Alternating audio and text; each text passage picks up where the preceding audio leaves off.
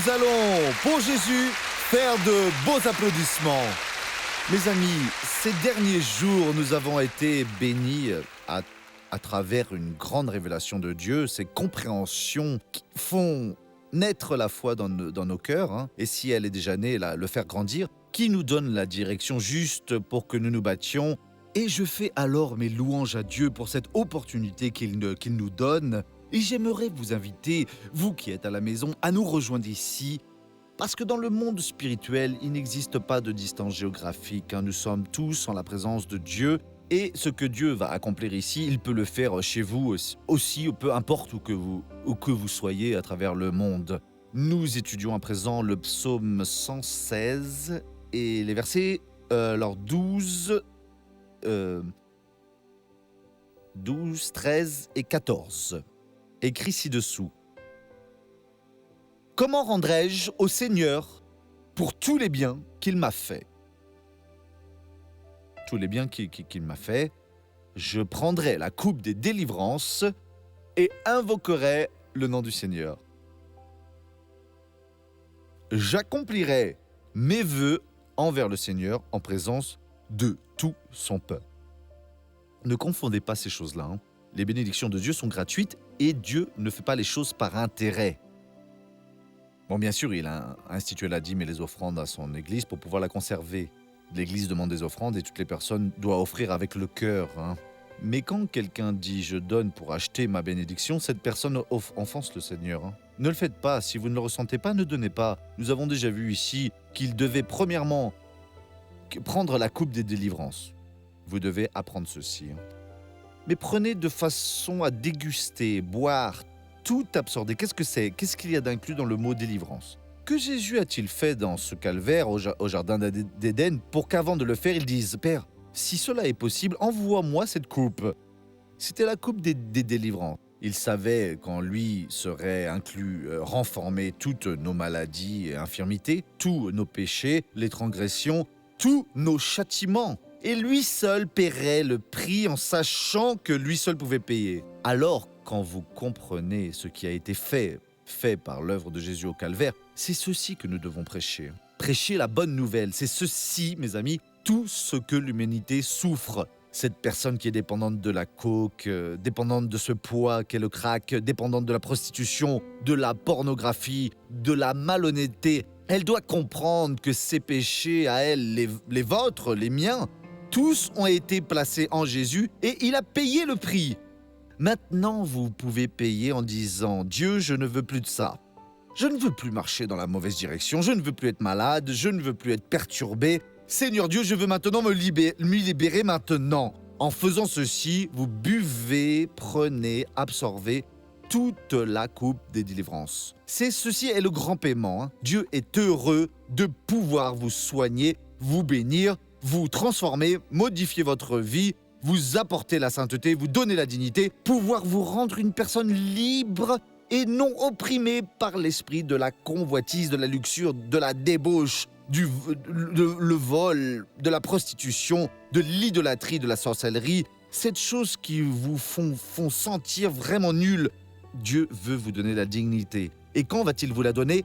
Quand vous allez prendre la coupe des délivrances et absorber tout ce que Jésus-Christ a fait, en faire un objectif. Si lui dit que le châtiment qui me lève à la paix était en Jésus et que Jésus m'a emmené à ce châtiment, je vais profiter de la paix, de la solution à mes problèmes, de la sainteté. Sans n'avoir rien à souffrir, alors je vais jouir d'un mariage béni avec ma moitié. Et alors nous allons vivre très heureux, glorifiant le Seigneur Dieu. Je vais voir ma famille bénie. Et pourquoi ? Parce que c'est écrit que ceci est une obligation. En d'autres termes, c'est que Dieu dit que chaque être humain absorbe cette coupe. Ah, mais je ne suis pas de cette religion. Oubliez cette histoire de religion, c'est une bataille inutile, ridicule.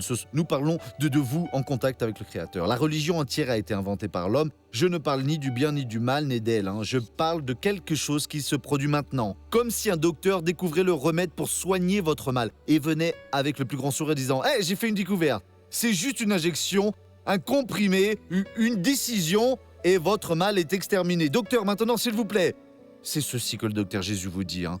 La parole de Dieu dit que nous devons absorber, tout prendre, boire, tout boire, tout boire, tout boire, tout ce que Jésus a fait pour la délivrance. Et ensuite, il dit que ce que nous avons ici est lié par une conjonction, je prendrai la coupe des délivrances et invoquerai le nom du Seigneur. Ça ne suffit pas de simplement vouloir la coupe des délivrances. Vous devez invoquer ce nom, vous devez prendre ce nom pour qu'il soit votre, et c'est avec lui que vous aurez l'arme pour vaincre l'ennemi. Satan ne respecte pas la bonne intention. Satan ne respecte pas la sollicitation. Il ne respecte pas ces emplois que les gens qui ne servent pas font pour lui. Ceci le fait rire. Mais quand quelqu'un invoque le nom de Jésus, mon frère, cette personne le ressent comme une source de feu, de la poudre, et elle la renvoie sur le mal qu'il ne le supporte pas. C'est à chaque éclair, comme le Seigneur a dit, je l'ai vu tomber du ciel et s'abattre comme un éclair. Jésus a dit, c'est à chaque secousse de pouvoir que vous donnez à haut voltage spirituel qu'il brûle complètement. Il faut invoquer le nom du Seigneur. Le psalmiste disait ainsi, allons voir maintenant le psaume 18. Celui-ci est le psalmiste David. David est celui qui marche avec Dieu. Et il disait le suivant au verset numéro 6. « Dans ma détresse, j'ai invoqué l'Éternel, j'ai crié à mon Dieu. De son palais, il a entendu ma voix, et mon cri est parvenu devant lui à ses oreilles. » Nous devons apprendre, quand le mal commence petit, disons que vous êtes marié, et qu'une collègue de travail, la professeure d'une école ou le professeur, tout dépend de qui vous êtes, vous regarde de façon différente, il maligne. À ce moment-là, vous devez dire, c'est attaché, détruit au nom de Jésus. Vous l'avez senti, mais vous avez aimé la chose. C'est plus ou moins comme la graine d'une épine que quelqu'un plante dans votre jardin, dans votre cour. Vous la voyez et dites, mais elle est si petite, elle ne fait pas de mal. Elle va grandir. Cela risque d'étouffer la plante réelle. Et si vous en approchez la main, vous allez vous blesser. Et si vous pensez comme ça, si c'était une petite force de rien du tout, ce n'était pas une épine. Ni une mauvaise herbe, vous la laissez, elle tue. Alors elle tue. Alors, dès le premier instant, vous pouvez et devez résister. Je n'ai pas aimé ça, et à l'inverse de ceci, je vais vérifier, car ceci appartient déjà au diable. Je n'arrive pas à croire que cette personne a montré cela. Mon frère, le diable tente tout le monde. Vous pouvez prier, Dieu retire cette méchanceté du cœur, pour que cette personne ne pense pas cela de moi. Je ne veux pas cela. Mais si vous la laissez faire, je vais voir, je vais lâcher du lest. Il est déjà trop tard. Et quand vous vous y attendez le moins, l'animal vous avait déjà pris au piège complètement. Souvenez-vous de Daniel, quand il pleurait et qu'il s'en est allé jeûner pour son peuple. Il était en jeûne. Le premier jour, rien ne se passa, ni le second, et ensuite de suite. Et ensuite, quand le messager de Dieu arriva avec la réponse, 21 jours après le début de son jeûne, il dit « Daniel, le prince de Perse, le démon qui dominait à cette époque la Perse, qui est l'Iran actuel, je ne suis pas en train de dire que l'Iran est un démon qui la domine, mais il y a des démons qui dominent les nations. Je dis cela simplement pour éviter d'entrer dans le sujet de la politique, je n'ai rien à voir. Non, je parle à l'époque. Comme il est aujourd'hui dans toutes les nations, il y a des endroits où vous allez, même des villes, et il y a des villes qui sont tombées dans la luxure, d'autres dans le jeu, ou d'autres où les gens ne peuvent faire confiance à personne, et j'en passe. Alors ce démon retint la réponse de l'ange de Dieu, mais Daniel insista, et Dieu envoya un ange plus fort qui brisa cette barrière, et la réponse vint. Quand Daniel comprit alors de cette manière que ses cris ne seraient pas entendus, il invoqua le nom du Seigneur, qui est l'un des droits et obligations que nous avons, selon le psaume 116, 13. Et il invoqua, et que s'est-il passé? Il était dans l'angoisse, dominé. Il n'avait pas d'issue. Dans la détresse, j'ai invoqué le Seigneur et appelé mon Dieu. Faites ceci, vous qui ne trouvez pas de réponse. Vous qui êtes opprimés, la situation est difficile, elle est enchaînée, elle domine, et vous croyez en la magie. Non, demain les choses iront mieux, demain c'est pire, après-demain les choses iront mieux, c'est normal. Mon genou ira mieux un de ces jours. Pourquoi ne va-t-il pas mieux maintenant? Pourquoi ne résolvez-vous pas? Dieu, je viens t'invoquer maintenant, je t'appelle, je veux mon genou comme il était avant, je veux ma colonne comme le Seigneur l'a créé, je veux ma vue comme le Seigneur l'a déterminé, je veux mon pancréas comme le Seigneur l'a créé. Mon Dieu, je ne peux pas accepter cette situation. Alors, angoissé, il s'est rappelé, il a invoqué le Seigneur et a appelé, il a clamé, ouvert son cœur, il a crié et s'est mis devant Dieu. Au moment où vous clamez Dieu, ouvrez votre cœur, Dieu peut vous montrer en une fraction millimétrée de seconde ce qui vous empêche. Regardez, il y a quelque chose dont vous devez vous excuser. Il y a quelque chose que vous devez retirer. Vous devez en terminer avec ceci dans votre cœur. Et ceci est mauvais. Ceci vous entrave. Et vous dites, Dieu, je ne veux plus de ce mal. Envoie maintenant ta foudre et brûle ce mal. Vous en êtes libéré. Vous atteignez un pouvoir plus grand et Dieu prête attention à votre prière et vous recevrez sa bénédiction au nom de Jésus. Un autre chemin vous indique Dieu se trouve dans le psaume 31. Que je ne sois pas confus, Seigneur, car je t'ai invoqué, que les méchants soient confus, qu'ils soient couchés dans le sépulcre. Ah mais je ne comprends pas, cette vie est si compliquée, Seigneur, je suis fidèle à Dieu, je crois. Mon frère, il faut invoquer. Invoquer Dieu, c'est déchirer cette coquille maligne qui vous prend et se positionner face à face avec le Seigneur Dieu. Il a dit, j'ai invoqué, le verset 17 dit, que je ne sois pas confus, Seigneur, je t'ai invoqué. En d'autres termes, je ne vais pas être confus parce que je t'ai invoqué. Nous devons prêter attention parce que la meilleure chose, ce n'est pas de s'attacher à ce qui s'est passé. En tentant de soigner les blessures, le mieux est de se protéger pour que ces blessures n'apparaissent pas. Il y a des gens qui ne se souviennent de Dieu seulement quand tout est dévasté, quand il a trébuché, tombé, blessé, quand tout est accidenté.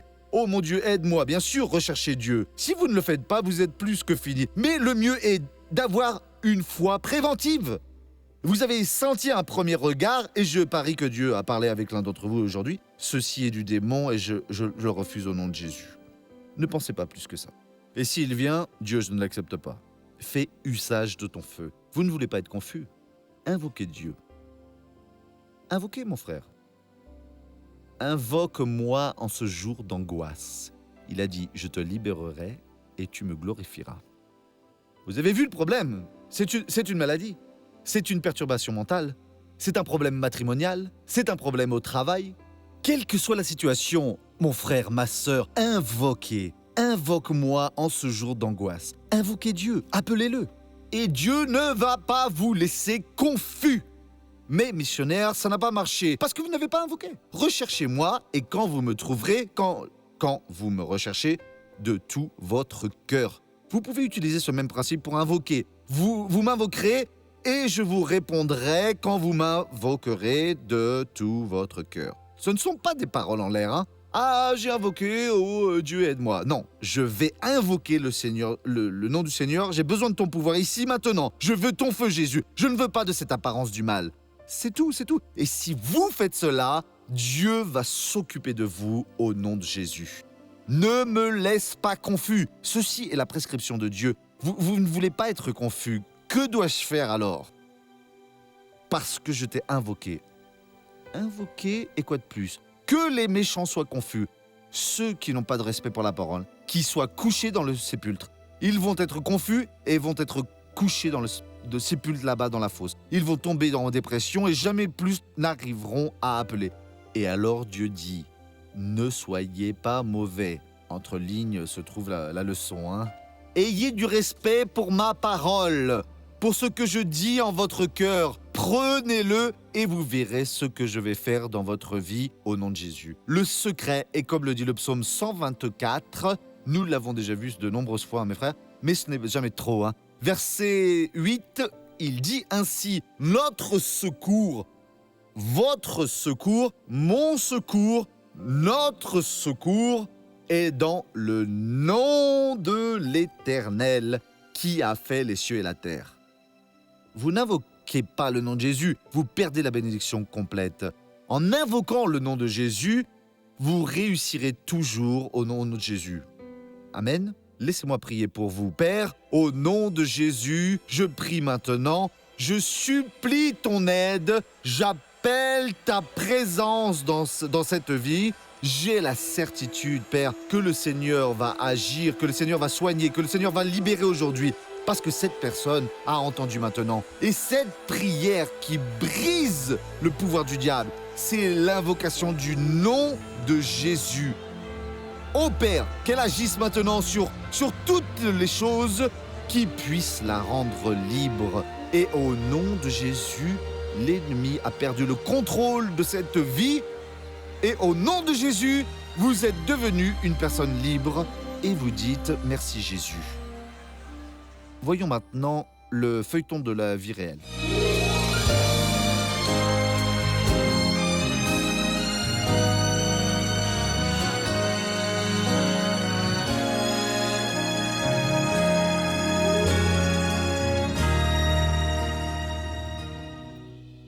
Nadir Antunes travaille avec la sorcellerie. Il y a peu de temps, elle a perdu la santé et pour continuer à vivre, elle doit prendre de nombreux médicaments. Ostéoporose, arthrite, arthrose. Je ne pouvais plus marcher. Je ne pouvais plus me déplacer seule. Je prenais 30 comprimés par jour. En médicaments, je gaspillais 2000 € à la pharmacie. J'ai dû faire un prêt pour payer ses soins, vous voyez. Elle était complètement détruite, vous comprenez? J'étais du condoblé. Je passais la journée entière là-bas. Nadir Antunes sait que même s'il semble appartenir au bien, les rites liés au renforcement de l'amour et les nombreux rituels font mal aux autres. Pour cela, en plus d'être fragilisée physiquement, elle est toujours angoissée. C'était un enfer, n'est-ce pas? C'était un enfer. Je n'avais pas de paix, je n'avais pas de calme. Je ne pouvais plus travailler, voyez. Je ne pouvais presque plus faire à manger, ni rien d'autre. Mais je vivais. Je vivais la vie que j'avais. Jusqu'au jour où, déjà sans force, elle reçut un appel de Dieu. J'écoutais le missionnaire R.R. Soares à la télévision. Et ce fut par la suite que je suis tombée malade, très malade. Je ne pouvais plus marcher. Et quand je suis arrivé chez elle, les deux étaient malades, au lit, dans une situation très difficile de pauvreté, de misère, de maladie. Elle prenait énormément de médicaments. Et donc, j'ai demandé aux ouvriers si vous pouvez m'aider à l'amener à l'église. Nous avions ressenti que Dieu demandait de l'amener à l'église parce qu'il faut amener les personnes, comme le dit Jésus, les personnes affligées dans le besoin à la maison du Père. J'ai parrainé par le missionnaire R.R. Soares. C'était en février 2010. Je regardais la télévision. Et là, au moment de la prière, le missionnaire R.R. Soares a parlé, a beaucoup prié. Et je me suis sentie bien. J'ai senti que dans mon cœur, je devais parrainer l'Église internationale de la grâce de Dieu. À partir de ce moment, sont entrées dans mon cœur des choses positives. La joie, la paix, le calme. Dieu est entré dans son cœur et elle montre cette joie de cette personne qui prenait tellement de médicaments. Aujourd'hui, elle a assez de joie pour pouvoir glorifier Dieu. Et aujourd'hui, elle est vraiment heureuse et dit que maintenant, elle reçoit la joie de vivre. Tout s'est transformé dans ma vie. Les maladies ont disparu. Elle a commencé à marcher, elle a commencé à pouvoir bouger son corps. Maintenant, je peux dire que j'ai une bonne santé, vous voyez. Parce que j'ai parrainé. Maintenant, grâce au Seigneur Jésus, je ne prends plus aucun comprimé. Parrainé, j'écoute toujours le missionnaire R.R. Soares à la télévision. Et je vais toujours voir le pasteur Carlos à l'église et je me sens bien. C'est là qu'est ma famille, vous voyez. Aujourd'hui, elle peut marcher. Aujourd'hui, elle peut manger. Aujourd'hui, elle est libérée des médicaments. Aujourd'hui, elle peut se promener au bras de son époux. Aujourd'hui, elle peut faire beaucoup de choses qu'elle ne pouvait pas faire avant. Je remercie Jésus pour le bien qu'il m'a fait, à notre Dieu tout-puissant. Je remercie pour tout ce que Dieu m'a donné de bon. Cela vaut vraiment la peine d'être fidèle. Tout ce qui m'est arrivé de bon, je le dois au parrainage avec l'Église internationale de la grâce de Dieu. La Bible dit que celui qui donne reçoit, n'est-ce pas? Alors à partir de ce moment où elle a commencé à bénir le royaume des cieux, Dieu a ouvert ses portes jusqu'à ce qu'elle puisse aujourd'hui être complètement libre de toute maladie. Gloire à Dieu. Merci Jésus. Ce qui est beau ici, mes amis, au-delà de l'œuvre que Dieu a faite de la liberté, c'est qu'elle était dans la sorcellerie, et que Jésus l'a appelée pour être parrainée.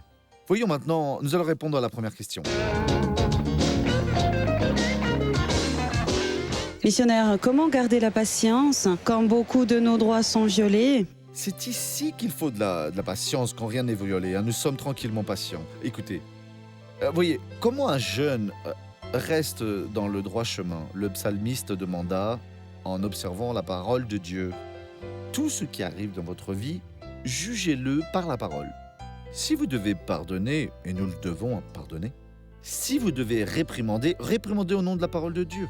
Ne faites rien que la parole ne condamne. Vous allez voir que vous résoudrez les problèmes.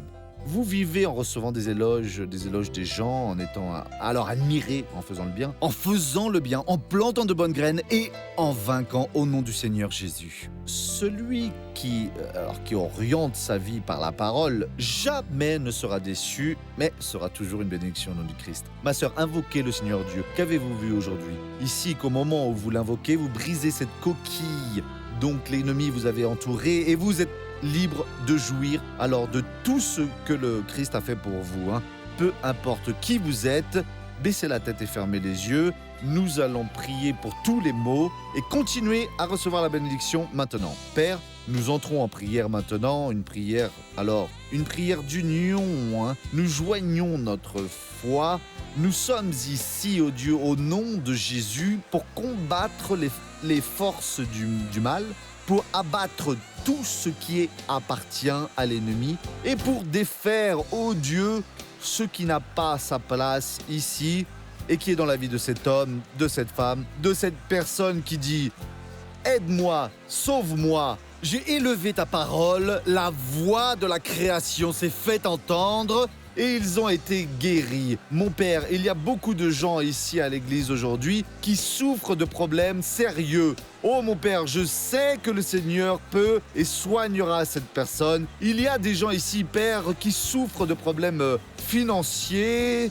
Ils sont venus demander secours au Seigneur. Cette personne qui est sur le point de vendre sa maison, sa voiture, oh Dieu, de te détacher d'un bien pour pouvoir payer une dette. Mais le Seigneur a les moyens, Père, d'agir dans cette vie et d'aider cette personne à ne pas perdre ce bien qu'elle avait gagné au prix de tant de sacrifices. Oh mon Dieu adoré, et elle a appris que celui qui est angoissé quand il appelle le Seigneur ne sera jamais confondu. Oh mon Père, elle t'appelle maintenant. Mon frère clame parce que Dieu entend, parce que Dieu répond. Et au nom de Jésus, j'unis ma foi à la sienne maintenant. Père, j'unis à cette personne comme si j'avais ce problème. Et je prie pour elle maintenant. Je le fais pour donner la bénédiction, pour briser le pouvoir du diable, pour lui dire de sortir, lui dire de s'en aller, lui dire de laisser cette personne. Dieu, c'est ce que je fais maintenant.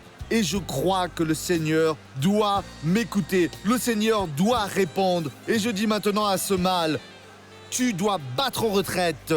Que la douleur sorte, que la maladie sorte, que la souffrance sorte, qu'elle sorte de la tête, de la plante des pieds, que le mal sorte maintenant, sorte des nerfs, sorte des os, sorte des muscles, sorte de tout cet être au nom de Jésus.